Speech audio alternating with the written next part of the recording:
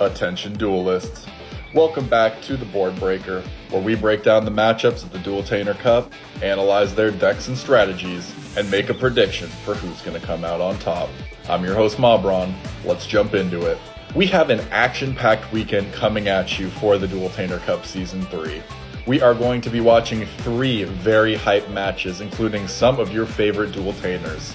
Coming up first, in the red corner, one of the OGs of dueltaining, the lovable master of Jank builds official, Hail Sidra. And in the blue corner, the master of illusions, the creature dwelling in the FNAF pizza parlor turned upside down, Ender. Janks will be bringing to us his Salamangreat Infernoids, his Bee Trooper Battle Wasp insects, and of course his classic Sidra.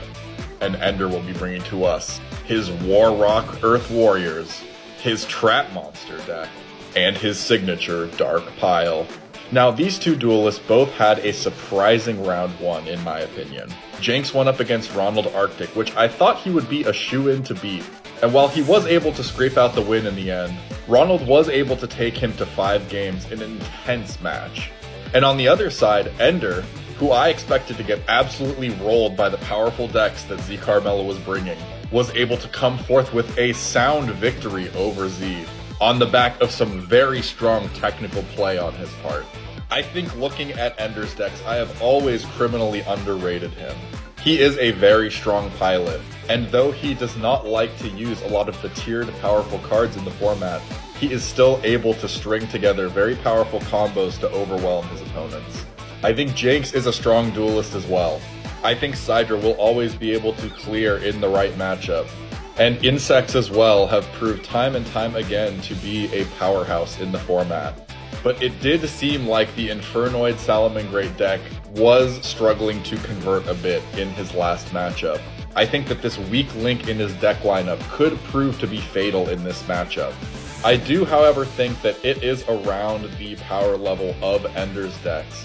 However, I think that Ender is very comfortable on his decks, and I think this might be one of our most hype matchups that we have seen yet this season.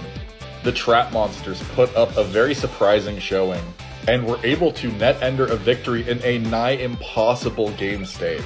With a combination of Apophis the Swamp Deity and Needle Sealing, he was able to clear a board of Z's indestructible Melfies, and secure himself a winning position in that game. The Warrocks as well were able to produce a powerful OTK, and do have a fair bit of consistency tools with the Warrock Mountain, and are able to produce tempo swings with their battle phase centric effects. And of course the Dark Pile. While I think it is still probably Ender's weakest deck, it is of course his favorite deck, having brought it to every single cup so far, and I think he is very comfortable piloting that deck. I am kind of conflicted in what I think should happen, and what I think will happen. On the side of what I think should happen, I think that Janks, over the course of 5 games, should be able to convert in maybe a 3-2 or a 3-1 victory, depending on how things go. But I just keep thinking back to that Salad Infernoid list. I think that it can produce some powerful plays, but I think it matches up very poorly into Ender's low to the ground, blow for blow playstyle. So I think I actually am going to do a surprise prediction here. I am going to predict a 3-2 victory in favor of Ender. I love both of these duelists. I am super excited to see them both play. And worst case scenario, I'm just cursing Ender. But that's going to be it for today. You'll notice that this is a lot less yappy and a lot shorter than the rest of the board breakers that I usually do. And that is because I've decided that there's not really a point in rehashing what I've already said about players' decks.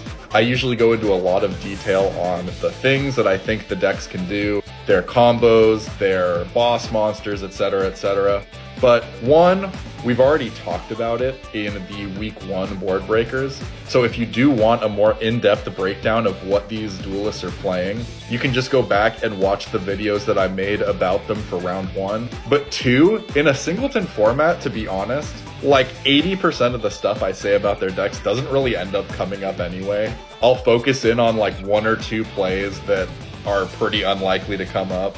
So it ends up kind of being a moot point anyway. But anyway, please tune in this Saturday, March 22nd at 5 p.m. EST to catch this exciting matchup. You can catch us here on Twitch or after the matches have finished on YouTube. And stay tuned for more exciting breakdowns of the other two matches of this weekend.